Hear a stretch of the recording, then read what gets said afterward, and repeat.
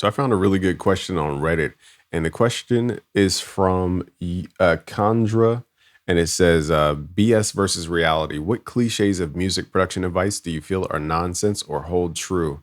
And it says, "It occurred to me recently that some old adages may not be so true, either because technology has improved things or because they were simply overstated in the first place. Would love to hear your thoughts on what sage advice is worth heeding or just ignoring." So let's talk about the BS in music production advice. I think anything that's number based is BS. So like when anybody tells you to have this sitting at this or dB or this dB or whatever, outside of clipping, which is over zero, any kind of number that you associate with sound is probably a rule that you want to break at some point. I used to think that you had to compress at 4 dB and 4 dB only until you learn about loudness and basically at what dB sounds feel half as loud and all this type of stuff. You'll realize that, oh, they were telling me 3 dB because of the way digital works. Now, on if you go to analog, you can really push a compressor really hard and it sounds clean.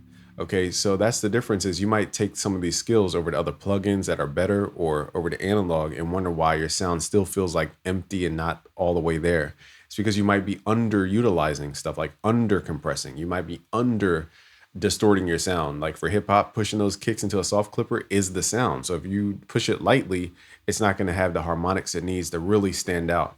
So small little things like numbers and mixing are probably going to get you trapped inside a mental box that you don't even know. The only reason I know this is because for years I used to only push my compressors to 4 dB and that was it because I learned it from someone else, but I didn't know that you could break that rule. So for years, I would never push the compressor hard enough for my vocal. So the vocals always sounded like very thin or, even saturation. I was afraid to push going into a tape saturator because I thought, oh, I'm clipping, oh, this isn't right. I'm pushing too high. Your clipping's wrong. And then that was the sound because it takes a sine wave type of sound and it makes it into like a sawtooth where it has all these harmonics in the sound. And that's what makes it bright and punchy. Maybe not like a sawtooth, maybe a triangle wave in its harmonic structure. So all I'm saying is anything number based, you probably want to ditch as far as mixing. Now there's little rules to get you started, rules of thumb, but just remember they're rules of thumb. It doesn't mean you're always going to use that. Trust me, over time, you're going to be pushing compressors way past the limit. You're going to be pushing clippers way past the limit, and it's going to give you that sound. Another thing is to not, produce into the fruity limiter that's inside of FL Studio. Even though we might not use that limiter, if you produce into a limiter like L2 by Waves, it can actually give you a sound. And it's not a sound that you would even understand unless you're hearing yourself through a limiter. It's kind of hard to explain. But try this out. When you're making your beat, add a limiter that doesn't have latency to your master track and then make your beat. You'll realize you'll level differently. You'll push a little bit harder with your drums. You'll do things differently in the production process. And then you're like, oh, this is how you get that full sound. I just wasn't pushing hard enough into the limiter, but it's hard to imagine that when the limiters last. You're not really producing through a limiter, you're producing or you're mixing after you produced. And another kind of myth that people put out there is that you can't mix while you're making a beat. That is the furthest from further truth. Mixing does add latency if you add a bunch of plugins that, have a lot of latency. But when it comes to sound design, sound design really is mixing. And mixing is sound design. When you understand like, okay, if I saturate a sound, I'm actually just giving it more harmonics. So it's a different waveform at this point. Instead of a sine wave, now I have more of a triangle wave or a pulse wave, depending on how you saturate the sound. And if you're thinking, okay, I never want to push those limits, you're always going to stay stuck in that box. So again, the first thing is numbers. Whenever somebody tells you a number in mixing, just listen to it, apply it, and see if it gives you the results. But there is no one number for anything. Secondly is going into a limiter. Very hard to, get the fullness of your sound if you don't hear it through a limiter as you're producing. It doesn't mean you have to keep it there. It's just you to allow yourself to hear yourself through a limiter at least a couple times in your week of producing. And then thirdly, okay, so the first one is the myth that is probably the biggest. The second one is a technique more so. Okay, now let's talk about more BS in this question. Or not in this question, but from his question, would love to hear your thoughts on what sage advice is worth heeding or just ignoring. For example, analog filters sound better than digital filters. X hardware has great preamps Never go into the red with digital audio. Well, I already mentioned like a lot of that. Okay, with preamps and all that, when it comes to recording, that's a whole different conversation. But when it comes to producing, you need to break these rules. Okay, so even if I teach the rules, break the rules. They're there to be pushed. As long as you understand what the boundaries are, it's like music theory, for example. A lot of people don't want to go out of key. But if you resolve the note that goes out of key, it feels complete. So you can go out of key if you resolve that note.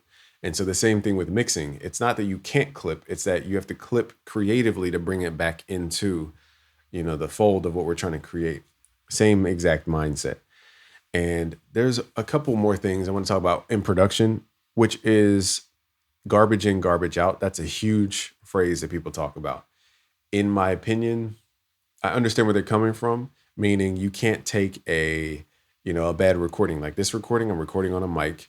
You're hearing my computer fan.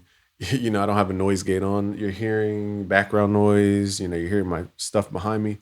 And so it's not the greatest recording environment. So if I went to make a demo on this mic and you heard all the background sounds, it would make it a little bit more difficult to mix. But they would call that garbage, so to speak, like a bad recording. It's partly true and it's partly false because when you learn enough skills about mixing, you can generate things that aren't there. Okay. And this is why AI is so important. It can take white noise and do, not additive EQ, but reducing EQ. I can't think of the proper word for today. My brain isn't working today, but deductive EQ. I know that's not the proper word. Okay. But we're taking away stuff. Subtractive. That's the word. Subtractive EQ. Okay. From white noise. And then we can reshape the sound into any tone that we want because we're taking all the frequencies, we're narrowing it down and using resonance to focus on one frequency. And then we can shape the overtones that way to create any sound. That's what the FM synthesizers are for, is you take a sine wave and then you modulate the sine wave so it creates upper harmonics. And then you have these really unique sounds that try to emulate real instruments. So the same thing with mixing plugins is I could transform terribleness, let's call it white noise in this case, and I can go backwards and actually shave out. Now it takes a lot of effort and time to do it, but you can technically shave out all the good points and use resonance points to reshape a sound and then clean it up and then run it through processing that way. Now, is that the case for everything? Because the overtones are too complex, but that's why AI has that ability, I'll say, to make a crap recording even better. Look at Adobe's technology with the AI. They could take these vocals off of our phone, for example. I could talk into my phone with background noise and ambience, and it will clean it up and make it sound pronounced because it has all those algorithms to figure out the flaws and all the things I just spoke about, which is reducing the noise, adding noise to create synthesis and all that extra stuff that AI does. Whether it's, I think, the auto-regressive models or whatever it is. So all I'm saying is what we were taught is good advice in the fact that they're just trying to get us to work faster and more efficient. But at the same time, if we consider it full truth, then we won't research to go figure out the full truth behind the matter. So I don't want to waste any more of your time. I just wanted to say, break the rules, but you have to know how to break them and come back into the fold. It's not like break it and keep going. It's like break it and then turn around. Okay. So thank you for watching. It's Game for BusyWorksBeats.com. If you want music production training, go to premium.busyworksbeats.com. We have a new course out called Music Theory Magic at busyworksbeats.com/music theory magic if you guys want to learn music theory. And we have new courses, AI for musicians. That's a new course for you guys. And in order to manipulate the AI, you have to learn what's called Python. So I have a new course called Python for Beginners. We have plenty of courses coming out to show you guys how to stay ahead of the curve. Peace out, guys.